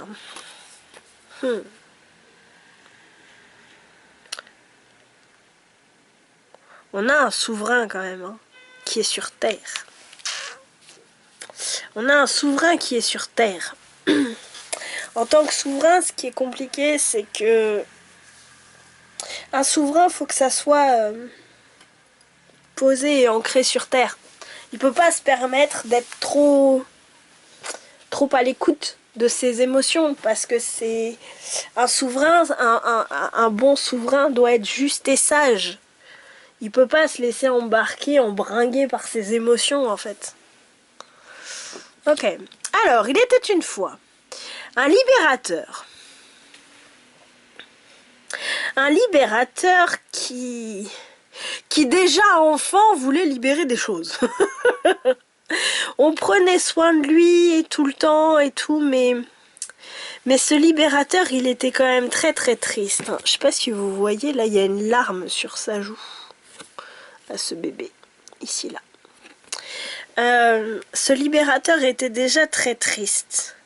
Parce qu'on prenait soin de lui, mais j'ai l'impression qu'on prenait pas soin de lui de la façon dont il en aurait eu besoin. Pourtant, il avait une famille aimante, hein, ce libérateur. Hein. Sa famille était là, elle n'était pas d'une classe sociale extraordinairement élevée, mais c'était pas non plus très très bas, hein, voilà.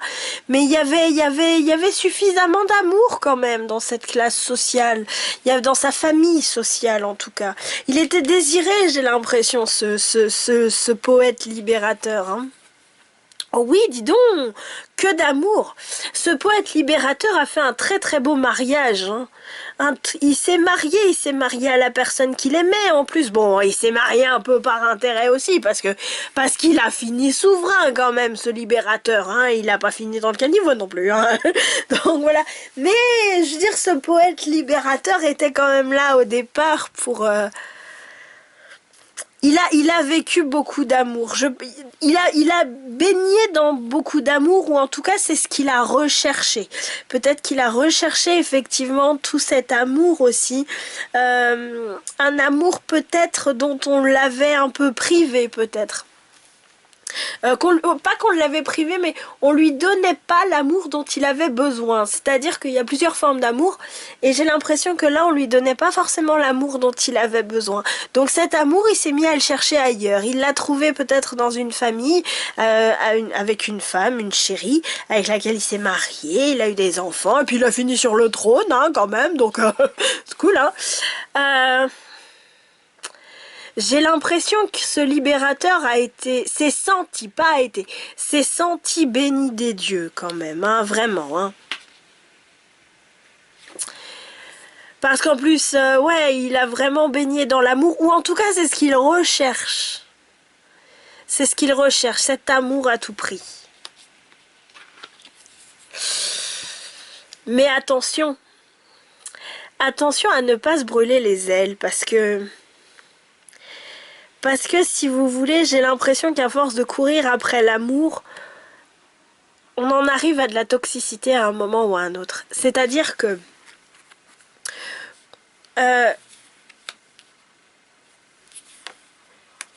en tant que souverain, ce poète libérateur qui s'est senti béni des dieux et qui l'a été, hein, très certainement. Qu'est-ce qu'on a comme carte de couple? C'est impressionnant, je crois qu'on les a toutes. On les a pratiquement toutes les cartes de couple là. En fait, si vous voulez, ce poète libérateur s'est senti béni des dieux, bien sûr, et il a cherché l'amour à n'importe quel prix. Et je me demande si cette place de roi n'est pas justement une façon pour lui d'obtenir encore plus d'amour. Et c'est pour ça qu'on a cette carte-là.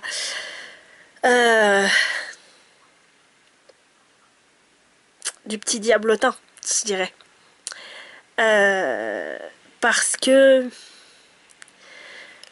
y a des choses qui sont trop belles pour être vraies. J'ai besoin de l'amour, je cherche de l'amour, l'amour d'une famille, l'amour et la stabilité d'une famille, l'amour et la stabilité d'une femme, l'amour et la stabilité d'une amante. Et je cherche cet amour. Et je veux cet amour. Mais à quel prix? À quel prix? J'ai l'impression que c'est la grande question qui se pose. Parce qu'on a toutes les cartes de couple possibles là. Hein. Et celle-là et celle-là. La seule carte de couple qu'on n'a pas, c'est la discorde, la dispute. Donc voilà, j'ai l'impression que...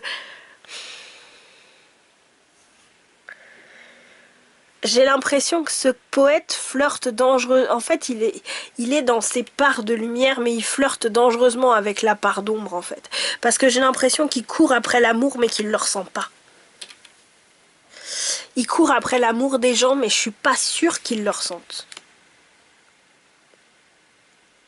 Parce qu'il veut être connecté à ses émotions. Mais quand on regarde la carte du bateau ici, la carte de l'eau, le bateau, là, il n'est pas plongé dans le cœur de la tempête. Il est encore sur le côté. En fait, il n'est pas au cœur de la tempête. Donc je me demande si quelque part, il cherche pas l'amour justement parce qu'il n'est pas capable de le ressentir, en fait. Alors, vous avez eu 2 cartes de morale, les morales de cette histoire. Dans le vent, je ne vois pas le mouvement de l'air, pas plus que dans l'air, je ne vois la fureur du vent. Ils sont pourtant réels à mes sens. Même sans les voir, je sais que l'univers et les grands esprits m'accompagnent à chaque instant. Vous savez, ça, j'ai l'impression que ça va avec l'amour. Je le ressens pas, je le vois pas, et pourtant il est là. Il est là, il est là, il est là, il est là aussi. Il est là aussi. Mais il le sent pas, il le voit pas. Et la deuxième, il n'y a rien de pire qu'une douleur que l'on ne peut pas déceler. Lorsque les émois m'accablent, je pars trembler avec le froid, rugir avec le vent, pleurer avec les torrents de pluie et épuiser mon corps fébrile sous les éclairs que les dieux font gronder. J'en reviens épuisé mais plus léger, prêt à reprendre ma route. J'ai l'impression que ce roi poète libérateur, cet amour-là, il l'a jamais digéré. Il l'a jamais... En fait, ce que j'ai l'impression, c'est que dans cette histoire, ce roi-là a cherché à s'entourer d'amour ici, ici, ici et là, parce qu'il n'a jamais digéré celui-là. Celui-ci n'était pas tel qu'il aurait voulu qu'il soit. On ne lui a pas donné la forme d'affection dont il avait besoin, donc le bébé ne l'a pas comprise. Et c'est normal qu'un bébé ne le comprenne pas, d'accord? Mais du coup, parce qu'il ne l'a pas compris, et qu'il n'a pas travaillé là-dessus, en fait. Qu'il n'a pas laissé cette tristesse, cette douleur, parce qu'il a eu l'impression qu'il n'a pas ressenti d'amour, parce qu'il n'a pas laissé cette douleur s'exprimer. Il a été chercher l'amour ailleurs. Mais comme ceci de base n'est pas guéri, que ce soit là ou là, il n'a pas pu trouver ce qu'il cherchait. C'est pour ça que là, on dit connectez-vous à vos émotions. Parce que tant qu'on ne se connecte pas à nos émotions pour ressentir le bien, tant qu'on ne se connecte pas à nos émotions, on ne peut pas ressentir les choses. Sauf que ce qu'on va ressentir, c'est à la fois le bien, mais aussi ce qui a fait mal. Si on ne veut pas ressentir ce qui fait mal, on ne ressentira rien du tout. Ok? Et si vous voulez, c'est pour ça. Là, on vous dit, mais à quel prix? Il a cherché, ce poète libérateur a cherché toutes les formes d'amour possibles. On parle d'amour, mais on parle aussi d'émotion. Il a cherché toutes les formes d'émotion possibles. Mais à quel prix? À quel prix? Qu'est-ce que ça lui a coûté? Parce que si ça se trouve, il a fait du mal à cette personne, c'est une première femme, qu'il a laissé tomber parce que il avait un bébé, et puis après il y a eu celle-ci à qui il a fait 3 enfants, et puis si ça se trouve, cette femme-là, il l'a trompée avec une autre femme ici, et puis il a été prié, et les enfants, il s'en fout. Donc, vous voyez, je veux ressentir l'amour. En plus, on a le lion et le soleil ici. Ça parle de lion, ça parle aussi d'ego. D'accord? L'amour de l'ego, ce n'est pas l'amour du cœur. Et c'est pour ça que je dis, il a recherché l'amour. Qu'est-ce que ça lui a coûté? À quel prix? À quel diable il a vendu son âme? Ok? Pour satisfaire son ego amoureux, c'est ce que j'entends. Pour satisfaire son ego amoureux, il a vendu son âme. À quel prix? Pardon.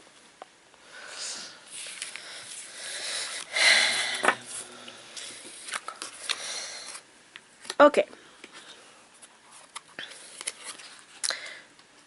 Pourquoi cette histoire? Pourquoi on vous offre cette histoire aujourd'hui? Qui, on va pas se mentir, est pas une super histoire, hein, quand même. Hein. Bon, voilà. Pour les autres, je vous avoue, j'ai essayé de trouver des jolies fins à chaque fois, mais là, j'y arrive vraiment pas, quoi. J'ai essayé de trouver des jolies fins à chaque fois, mais là, je vous avoue que je n'y arrive pas. Hein. Alors, pourquoi cette histoire? La totalité. Parce que j'ai besoin d'être plus explicite. Le mental, l'épuisement, l'achèvement, la totalité, l'épanouissement. Nous sommes le monde, l'amitié. Vous voyez la différence? C'est fou.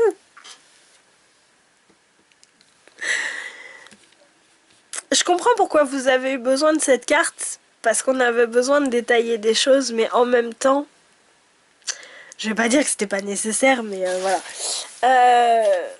J'avoue, j'ai hésité entre 5 et 7, et puis bah, c'est 7 qui sont sortis.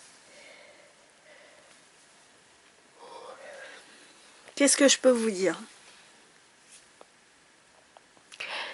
Ouvrez-vous à la totalité de l'expérience. La totalité de l'expérience, c'est ressentir effectivement dans le mental, c'est ressentir avec le cœur, c'est analyser avec le mental, c'est mettre en place des stratégies avec le mental, mais c'est ressentir avec le cœur. Ok? Là, par rapport à cette histoire, on vous dit arrête. Enfin, on vous encourage, hein, c'est toujours pareil, hein, voilà, c'est vous qui choisissez ce que vous faites. Mais on vous dit arrête de penser amour. Ressens-le. Arrête vous savez ce que j'appelle l'amour cérébral. Je sais que je t'aime, mais je le ressens pas. Ça peut s'apparenter à de l'amour de voir.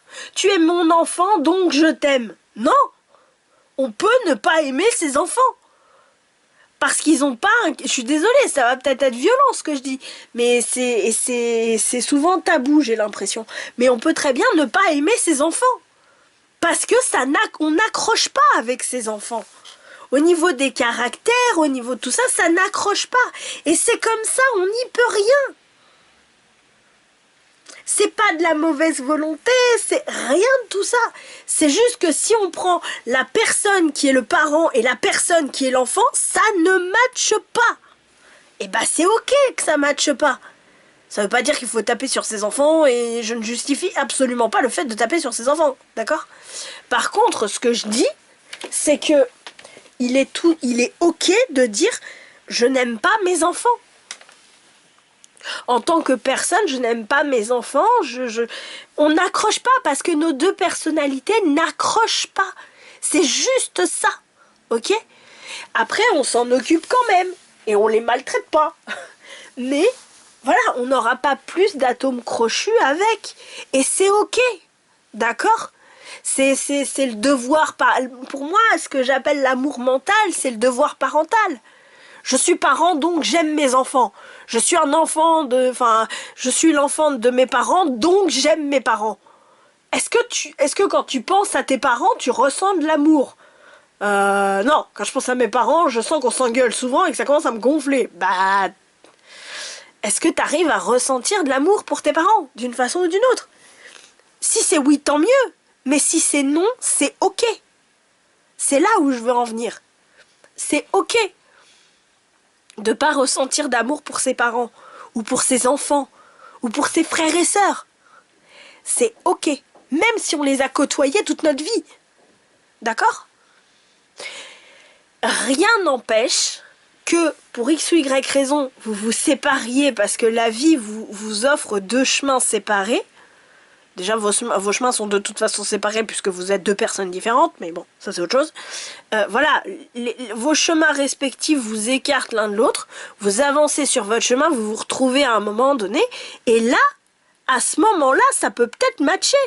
Justement parce que l'un et l'autre, vous aurez fait des expériences différentes qui font que, ah, moi j'ai changé, tu as changé, on se retrouve, ah oui, finalement maintenant ça match. Et bah c'est ok. Le fait de ne pas aimer quelqu'un, c'est pas valable ad vitam aeternam. On ne sait pas comment les gens changent. On ne sait pas comment les gens évoluent. Moi, il y a des gens que j'aimais pas avant. Aujourd'hui, je me retrouve, je me dis, mais finalement, j'aime cette personne. Alors pas, je suis amoureuse, mais je veux dire, oui, je me rends compte que, bah ouais, j'aime cette personne. Finalement, bon, j'irai pas jusqu'à en faire ma meilleure amie, mais ouais, je l'aime bien, tu vois.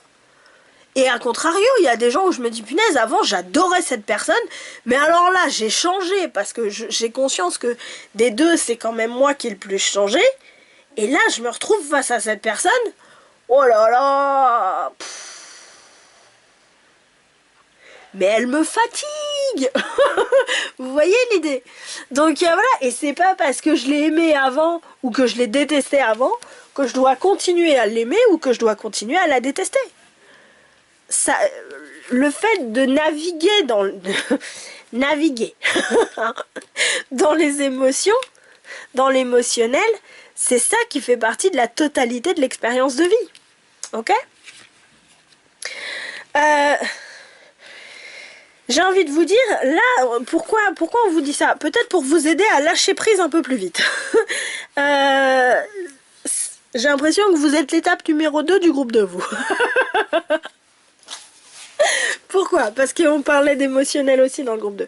Alors, ce que j'ai envie de vous dire, c'est que là, il y a cette première partie qui vous dit, quand t'auras fini de t'épuiser avec ton mental, quand on aura marre de calculer, de prévoir, machin, oui, mais alors telle personne, je l'aimais avant, donc aujourd'hui, je l'aime encore. Donc ça veut dire qu'il faut que je la supporte. Non, non, non, non, non. Quand on aura marre de jouer à ça, de t'épuiser à ça en réalité, tu pourras commencer à t'ouvrir à la totalité de l'expérience humaine, de l'expérience émotionnelle humaine. En fait, en réalité, de l'expérience de la conscience, de l'expérience de l'émotionnel, de la conscience de l'expérience de la conscience émotionnelle, de la totalité émotionnelle humaine. Parce que faut pas croire, mais la vie, de ce qu'on nous en présente, c'est quand même une toute petite partie que genre comme ça qu'on est en train de nous présenter. Alors que la vie, c'est énorme comme ça à vivre, quoi. Et plus encore. Mais vous voyez l'idée ? Donc le truc c'est ça, quand t'auras fini de t'épuiser là, à tout calculer, à aimer avec ta tête, et à jamais trouver la satisfaction émotionnelle, alors je parle d'aimer parce qu'on parlait de beaucoup d'amour dans cette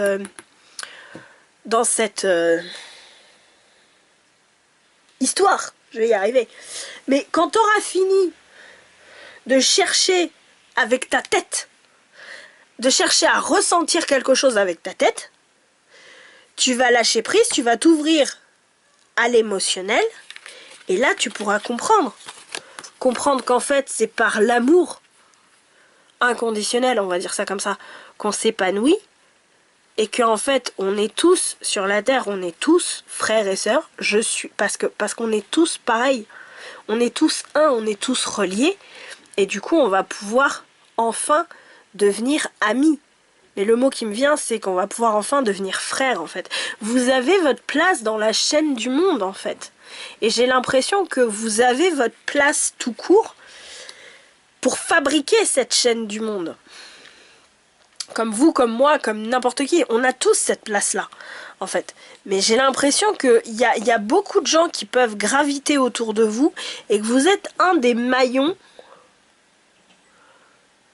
importants, peut-être, de cette chaîne mondiale, en fait. C'est par l'épanouissement du cœur qu'on s'épanouit vraiment, en fait. Et qu'on peut ne faire qu'un avec le monde. Comprendre qu'effectivement, on peut danser tous ensemble autour de la Terre. Et à partir du moment où on guérit certains, on transmute, je dirais plus qu'on guérit, j'aime pas le mot guérir, j'aime plus. Vous voyez, moi aussi j'avance, hein. J'ai pas encore le réflexe, mais j'ai compris ça il y a pas très très longtemps. Mais vous voyez, si vous voulez, tant qu'on n'aura pas transmuté nos blessures émotionnelles, qu'on cherche à combler, mais qu'on ne peut pas combler, en fait. Parce que la blessure de base, elle est encore là, et d'une façon ou d'une autre, de façon extrêmement masochiste, on l'entretient. Et on en arrive à passer des contrats qu'on sait pas trop... Disons, la question qui me vient là, c'est à quel prix, en fait. On ne peut pas être amis. C'est où, si vous voulez, c'est où on passe des contrats égotiques, où on est amis. On peut pas avoir les deux ensemble. C'est pas possible. Parce que là, on a de l'ego et là, on a de l'émotionnel. On a du cœur, si vous voulez. Et c'est pas compatible. Notre ego, faut absolument que je fasse une vidéo sur l'ego, c'est important. J'en ai déjà fait plus ou moins une, mais peut-être en refaire une autre autrement. Bref, ce que j'ai l'impression, c'est qu'en fait, si vous voulez, notre ego, de base, c'est un protecteur. D'accord? L'ego est là pour nous protéger, l'ego est là pour qu'on puisse... pour qu'on puisse vivre en société, on va dire ça comme ça. Quand effectivement il se dresse, alors tout le monde, il y a beaucoup de gens dans le milieu spirituel, développement personnel et tout, qui disent « Ouais, il faut jarter l'ego, il faut plus avoir d'ego ». Mais si vous avez plus d'ego, vous vivez plus les enfants. Vous n'avez pas compris. Notre ego, il est important. Mais il faut qu'il soit bien placé. Faut comprendre que c'est pas notre ego, qui doit commander notre vie. Et si vous voulez, ce que j'ai l'impression, c'est que là, on vous dit, passe d'un émotionnel mental à un émotionnel du cœur. Passe à un émotionnel égotique à un émotionnel du cœur. En gros, pour schématiser très grossièrement, c'est ce qu'on me donne là en fait, c'est privilégie la qualité à la quantité. Il y aura peut-être moins de monde qui vous aimera, bien sûr. Mais au moins, les gens qui vous aimeront sincèrement. Seront sincèrement des amis. Ok? Privilégie la qualité à la quantité, en fait. Privilégie la quantité d'amour émotionnel, d'amour de cœur que tu vas recevoir, de bonne qualité donc du coup, plutôt que la quantité d'amour égotique. Vous voyez l'idée? C'est là où je veux en venir. Parce que... comment dire,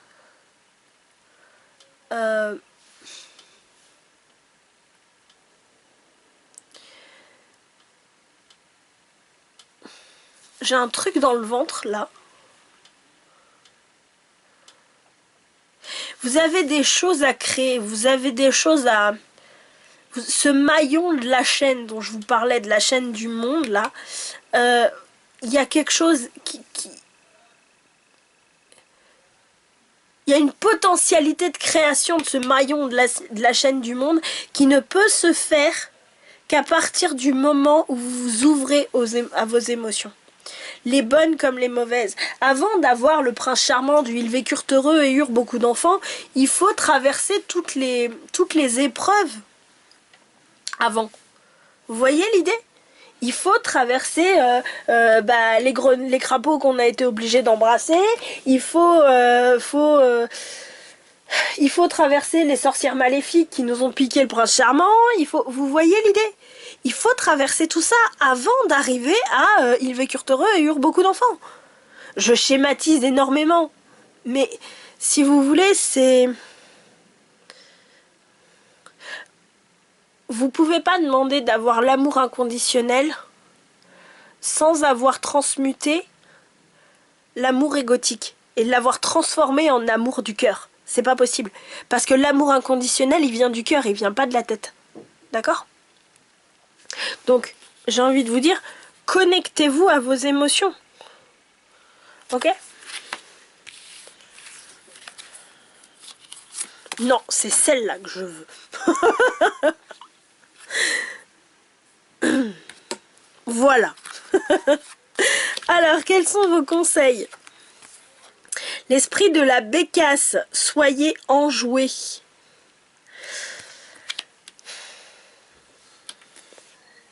Vous savez, je repense à ce roi qui était sur son trône là tout à l'heure. S'il est sérieux tout le temps, s'il pleure tout le temps parce qu'il est dans son berceau et qu'il a pas reçu le câlin ou le bisou dont il avait besoin, etc., il va pas attirer à lui des gens heureux, enjoués, etc. D'accord? Ce poète, pour moi, c'est le côté amoureux et émotionnel de ce roi. Et ce côté libérateur, c'est la chaîne du monde dont je vous ai parlé. Je sais pas pourquoi je le dis comme ça me vient maintenant. Ensuite, on a quoi? Vert émeraude. Je me régénère sur les plans physique, émotionnel, mental et spirituel. Et vert d'eau. J'éveille la part féminine en moi et je la révèle au monde. Bah oui, parce que si vous voulez, déjà, moi je crois que tout travail intérieur commence par une pause. Il faut tu dois, c'est vous qui choisissez, vous savez. Je ne prétends pas vous dire quoi faire, voilà, c'est des abus de langage, voilà, je fais ce que je peux, ok? Donc voilà, vous êtes libre de vos choix et de votre destin, voilà, ne l'oubliez pas, quoi. Donc prenez aussi vous-même les décisions que vous sentez justes pour vous. Tout ça pour dire quoi? Tout ça pour dire que tant qu'on n'accepte pas de faire une pause, de s'arrêter et de dire stop, là je fais le point, les choses ne peuvent pas arriver jusqu'à nous. C'est pas possible. Ok? Et éveiller sa part féminine, la part féminine, c'est qu'on soit homme ou femme, c'est pareil, c'est la part émotionnelle, c'est la part réceptive. Ok? Vous pouvez pas ressentir des émotions si je donnerai l'image après. Vous pouvez pas ressentir des émotions si vous avez fermé votre petit cœur. Je vous prends l'image d'un tuyau d'arrosage. Vous pouvez pas attendre d'un tuyau d'arrosage que l'eau sorte à donf du tuyau d'arrosage si dès le départ l'eau est fermée et qu'elle ne et que le tuyau d'arrosage est branché bien sûr, mais que l'eau est fermée. Il faut ouvrir l'eau pour que ensuite l'eau puisse couler à travers le tuyau d'arrosage. Vous voyez l'idée? Donc voilà. Donc si vous voulez, ce qu'on vous dit, c'est pour moi, hein, c'est cultiver la joie, mais la joie du cœur. Les choses vont se passer progressivement. Ne vous attendez pas à... ne vous attendez pas à quelque chose qui va durer 3 secondes et pouf, c'est fini. Ça y est, c'est bon, je sais faire. Non, un voyage en mer, une traversée en mer, dans un bateau, enfin là j'ai l'impression qu'on a un drakkar viking ou celtique ou j'en sais rien. Si vous voulez, c'est un voyage en mer, enfin à moins que vous soyez sur un Zodiac, et là ça prend un quart d'heure, mais je veux dire, avec un Zodiac vous allez pas très loin, hein. Donc...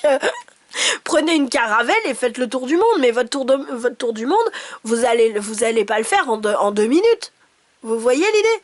Déjà en avion, on met pas 2 minutes pour faire un tour du monde. D'accord? Donc en bateau, encore moins. Donc si vous voulez, l'idée c'est ça. Je tiens quand même à vous dire que c'est un chemin qui risque de prendre un peu de temps.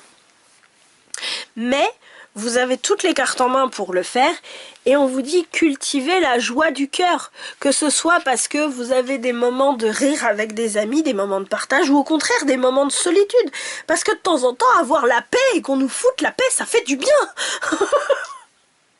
Se retrouver tout seul chez soi à dire ah là ça y est je peux lire un bouquin, oh, génial. Ou au contraire, ça y est, la copine elle est partie 15 jours chez sa mère, je peux jouer à la console pendant 15 jours, wouhou. C'est possible tout ça, ok? Donc voilà.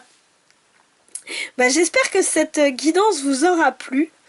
Votre défi si vous l'acceptez, puisqu'en ce moment je suis en mode défi à la fin des vidéos. Et ben votre défi si vous l'acceptez...